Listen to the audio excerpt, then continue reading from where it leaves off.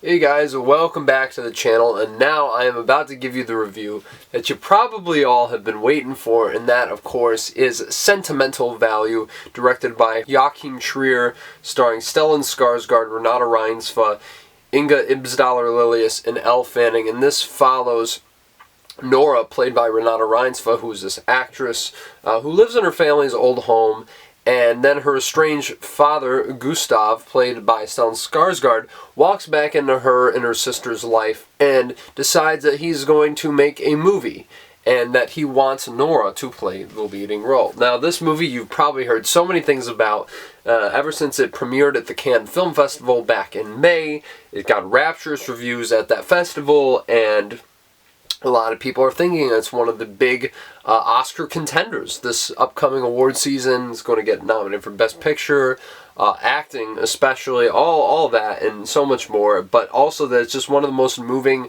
and touching movies of the entire year. And to date, Joachim is best. Now, I have seen a couple of his movies from the Also trilogy, I believe. I haven't seen one of them, but I have seen Oslo, August 31st, and of course The Worst Person in the World, which found great success at the Oscars, getting in an international feature and the screenplay for that matter. So I really like both of those movies. I think especially Worst Person in the World, I really enjoyed that. I mean, Renate Reinsve just exploded off the screen.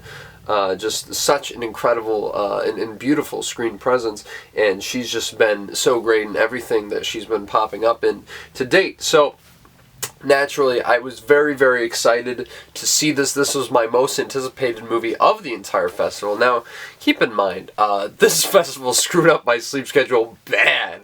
And this was the last movie I saw the first night coming in, where there was a little bit of lack of sleep involved, getting up early in the morning, and then I had a little glass of wine for the movie. And so, even though I was fairly caffeinated, by the time that it was getting done with, I was feeling pretty tired. So that may have definitely affected my viewing experience in one way or another. But this is one of those movies I really liked it when I came out of the theater, but I really haven't been able, whenever I do think about the movie, I just keep thinking about how brilliantly the pieces come together by the end. And look, I mean, I think that I'm definitely going to like it even more when I see it a second time, but I think it's safe to say that I love this movie, even by a little bit, if it's only a little bit. I think that this is a great film. I can see why everybody was buzzing about it. Now, frontrunner status, I'm not sure about that, and I think, especially considering some of the movies that have come out and that are coming out, I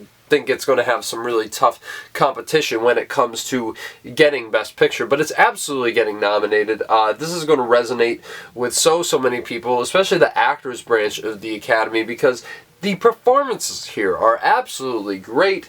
Yet again, I feel like I'll appreciate a lot of these performances more when I see it in a different state, but I have to talk about a lot of this cast. I mean, of course, Renate Reinsve, right from the beginning, she's already terrific. This could be her best performance. I have to, think about it and see it again. But it's a very subtle one at that, and there's a lot of emotional complexity to Nora's character, and I think the movie really does such a great job of piecemealing it out to you throughout the story as to what she's going through and her own conflicts in her life.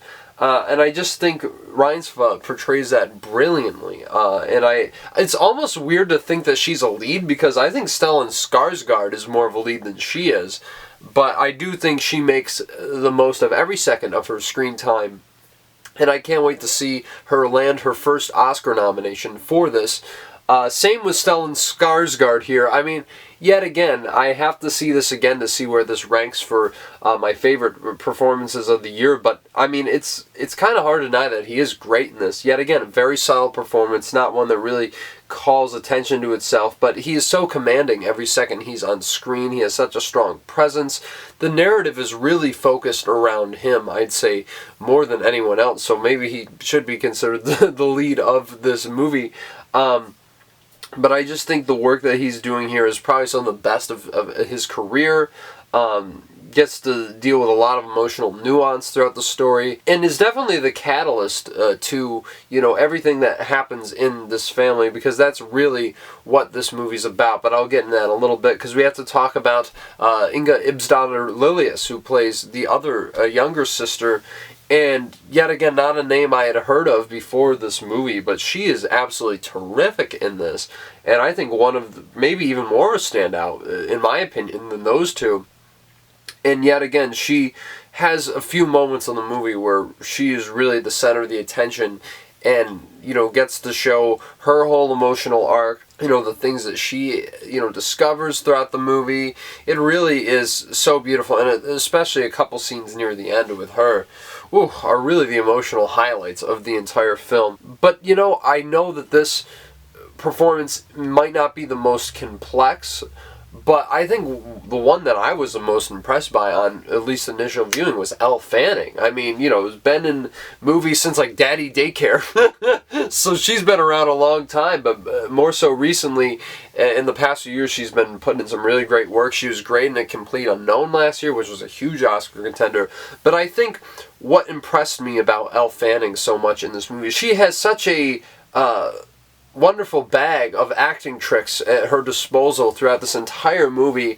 Some really compelling monologues, the way she moves throughout this, because of course, you know, when Nora says no to being in the movie, he hires this American actress who's played by Elle Fanning, and I think she really is called to do on a lot from an acting standpoint, and purely that. But even that, I think her character is still very interesting in regards to, you know, her role in the story, in the film within the film, which is, this is also a very, very meta movie, and I think it comments on a lot of great things, especially, you know, the industry's push towards streaming. There's a whole, you know, gag about Netflix that I found very, very insightful and very funny. And yet again, this is very much a meta-contextual story within the layers of the story itself, because a lot of this film that Gustav is trying to make is a reflection of what he had to go through in his own family dynamics, in the way that this movie portrays the cyclical nature of family trauma and how that is kind of passed down throughout the years, and how it repeats itself in so many ways. It really, I can't stop thinking about it. It's just so interesting to me how carefully woven Joachim Trier and his co-screener Esko Volt, you know, put these ideas and these arcs together in such a wonderfully cohesive way. And there's also, like I was talking about film within a film, there are certain moments where there is a film playing out within the actual movie. So it's really not the most showy direction that you'll see the entire year. I don't even know if I would nominate Joachim Trier personally for the Oscar, but, you know, here's the thing. There's so many cool things about it, and, you know, especially how the house that this whole story is centered around, that Nora lives in, it becomes an integral character in the movie, and you'll see what I mean once you see the film. But it's really, really cool how all these things kind of coalesce within this house, and how that's such an integral part of the glue that holds this family story together.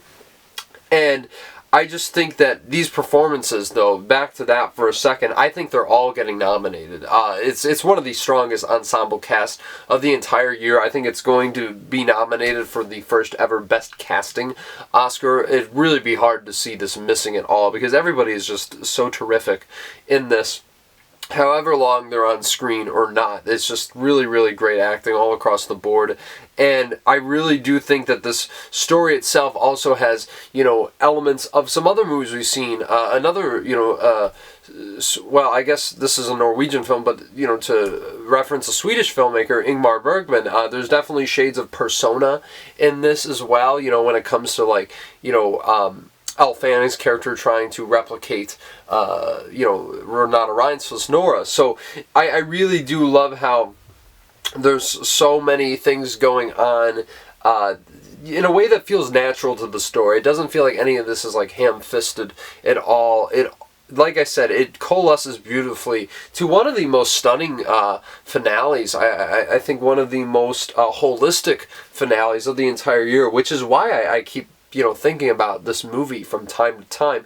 Now, this isn't to say, even with the fact that I was tired, I do have my issues with this. This doesn't come away faultless at all. I do think it is immediately engaging, but there's a good part of the movie where it kind of dips and then it picks back up again. And I'd love to see how that plays on rewatch, but you definitely do feel the length at over 2 hours. I believe it's 2 hours and 13 minutes, so it is a bit on the longer side, and you will definitely feel it from time to time. I also think there's some other subplots that don't really get properly resolved, and maybe that was the point, but I feel like there could have been a couple more scenes to really flesh them out. And so maybe, even though, between the fact that the pacing already feels a bit long to begin with, and the fact that I might have wanted an extra scene, maybe it's not good to add on a few more minutes, but I really do think they could have had a little bit more of a tighter script in certain aspects of it. But regardless, I really do get why everybody is loving this movie. I mean, like I said, I've come around to it myself. I definitely think that this is a movie film buffs are going to appreciate more than anything, but I think anyone looking for a very poignant and a lot of times really funny. I mean, this movie has one of the funniest jokes of the year, and you'll know exactly what it is when you see it. It involves a gift. We'll put it that way. But really, I do think that anybody who can relate to a family dynamic like this, or just is looking to watch a great familial drama, will find a lot to chew on and appreciate here. And yeah, I'm going to give Sentimental Value an 8.5 out of 10. Definitely one of the better movies I saw at the festival. Don't know if it's going to make my top 10 of the year, even on rewatch, but I really can't wait to see this movie again, because I do feel like there's a lot of things that I kind of, took for granted or didn't appreciate when I walked out of the theater the first time I saw it. And just a wonderful experience seeing everybody there, Joachim, the whole cast. Really, really such a splendid time. I mean, Stellan Skarsgård got such a huge and rapturous applause when he came out on the stage. So really, I think that this is definitely one you're going to absolutely have to check out. It's one of the must-see movies of the year. And yeah, I can't wait to see it again, like I said. But if you've seen Sentimental Value, let me know down in the comments below what you thought about it. Is it one of your favorite movies of the year? And please smash the like button, subscribe channel if you want to see more movies coming out of the Toronto International Film Festival. I think the next one up on the docket is one I'm very excited to talk about, and that, of course, is Nirvana, the band, the show, the movie. That's right, you heard it. I got the chance to see it, and I can't wait to talk about the latest and wacky adventure from Matt Johnson and Jay McCarroll. So yeah, guys, until the next video, you guys take it all easy, and I will talk to you very, very soon. I wish